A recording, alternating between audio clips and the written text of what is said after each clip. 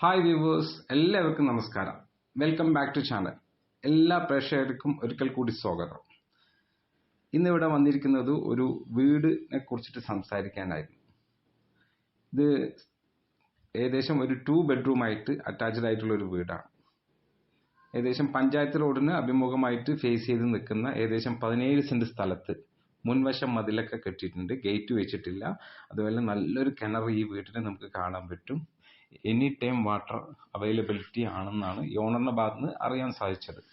വെള്ളത്തിന് ബുദ്ധിമുട്ടോ കാര്യങ്ങളോ ഒന്നുമില്ല. ഒരു സൈഡ് ഈ പ്ലോട്ടിന്റെ മതിലുണ്ട്, അതേപോലെ വെള്ളം നന്നായിട്ടുണ്ട്. അത് ഇപ്പം നമ്മളിപ്പോൾ മഴ പെയ്ത സമയമാണ്, അതുകൊണ്ട് വെള്ളം നമുക്ക് നിറഞ്ഞു നിൽക്കുന്നുണ്ട്.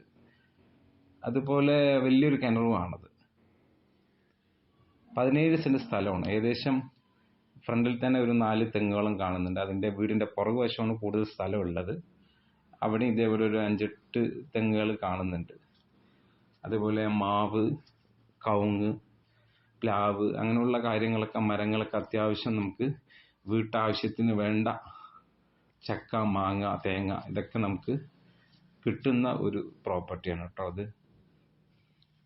ഈ വീടിന് അധികം പഴക്കമില്ല, ഏകദേശം 8 മാസത്തെ പഴക്കമുള്ളൂ. നമ്മൾ കയറി ചെല്ലുമ്പോൾ ചെറിയൊരു സിറ്റ് ഔട്ട്, അത് കഴിഞ്ഞാൽ സിറ്റ് ഔട്ട് നേരെ കയറി പോകുമ്പോൾ ഒരു ഡ്രോയിങ് ഹാളാണത്.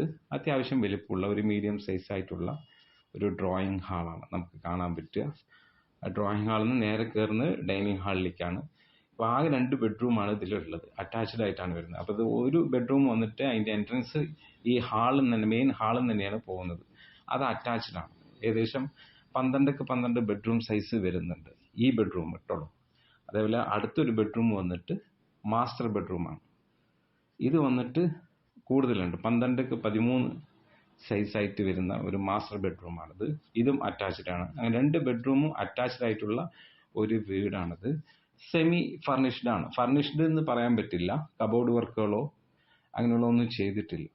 പുതിയ വീടാണ്.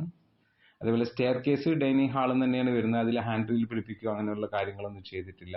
മുകളിലേക്ക് ഏകദേശം ഒരു 400 സ്ക്വയർ ഫീറ്റിന്റെ ഒരു ഹാൾ എടുത്ത് വെച്ചിട്ടുണ്ടെന്ന് മാത്രം. ഇതിപ്പോൾ പോകുന്നത് നമ്മൾ കിച്ചണിലേക്കാണ്. ചെറിയൊരു കിച്ചണാണത്.